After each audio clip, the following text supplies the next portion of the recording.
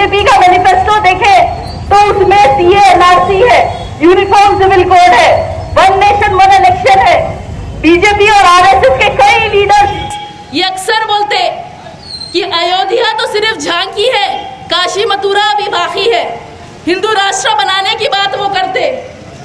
यहाँ की वो बीजेपी की कैंडिडेट मस्जिद की तरफ तीर मारने का इशारा कर रही, वो राजा से 40,000 मंदिरों की बात कर रहा।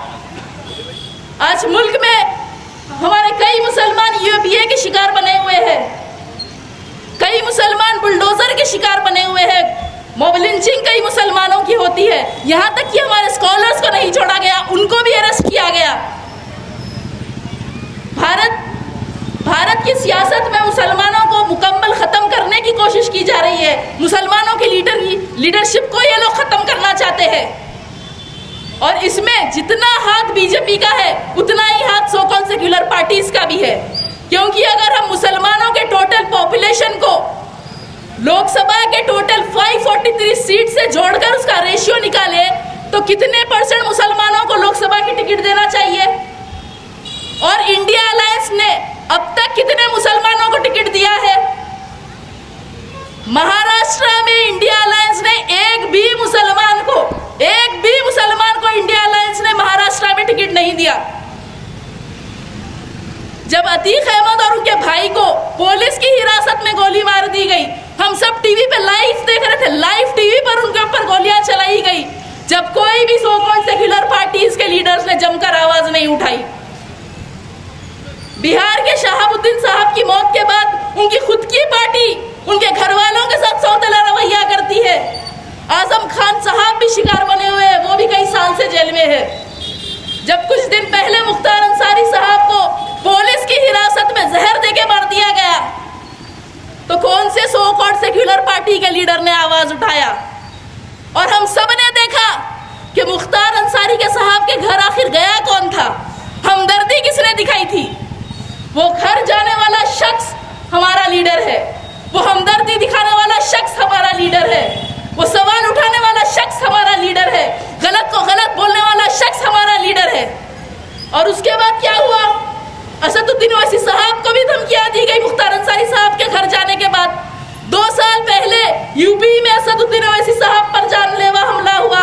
दिल्ली के घर पे कई मर्तबा हमला किया गया। जब एक केजरीवाल को अरेस्ट किया गया तो पूरे अपोजिशन लीडर्स मिलके रामलीला मैदान में विशाल जनसभा किए और शहाबुद्दीन साहब के लिए, आजम खान साहब के लिए, अतीक अहमद साहब के लिए, मुख्तार अंसारी साहब के लिए ये अपोजिशन लीडर्स क्यों कुछ भी नहीं बोलते? बोलेगा कौन? सिर्फ ओवैसी साहब। आवाज उठाएंगे कौन? सिर्फ ओवैसी साहब। उसके बाद भी ओवैसी साहब बी टीम, वो हमारे लिए सवाल भी उठाएंगे, जालिमों से मुकाबला भी करेंगे, हमारे साथ भी खड़े रहेंगे, वो हमारे लिए हर काम करेंगे। उसके बाद हमारे ही कुछ लोग बोलते हैं कि वो बी टीम है। तो ये तो इतिहास गवाह है ना। हमेशा मुसलमानों का सबसे ज्यादा नुकसान सिर्फ मुसलमानों ने ही किया है। अगर आज फलस्तीन के ये हालात है तो कोई भी मुस्लिम मुल्कों के साथ खड़ा नहीं है।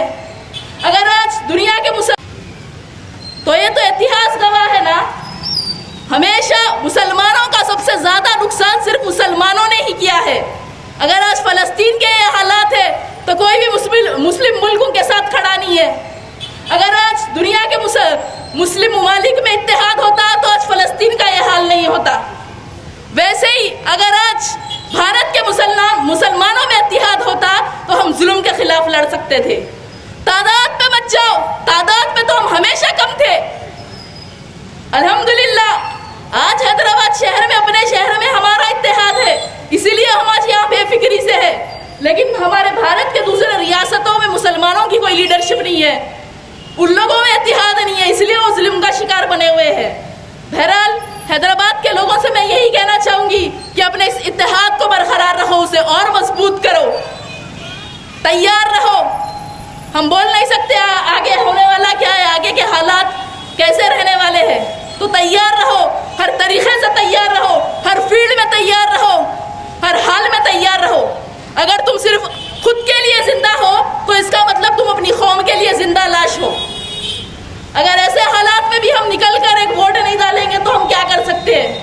सिर्फ एक वोट ही तो डालना है और आपका अपना ये एक वोट आपकी अपनी जमात पर और अपनी कौम पर एक बहुत बड़ा एहसान रहेगा। मैं बस यही बोल के अपनी बात खत्म करूंगी कि अब कुछ लोग बोलते हैं कि बीजेपी तो हमेशा मजहब की बात करती, तो हम क्यों मजहब की बात करना, हम मजहब की बात नहीं करना। तो देखिए, यकीनन मजलिस ने यहाँ डेवलपमेंट किया है, यहाँ की तरक्की के लिए काम किया है, हमारे बेहतर मुस्तकबिल के लिए काम किया है, हर तरीके से काम किया है।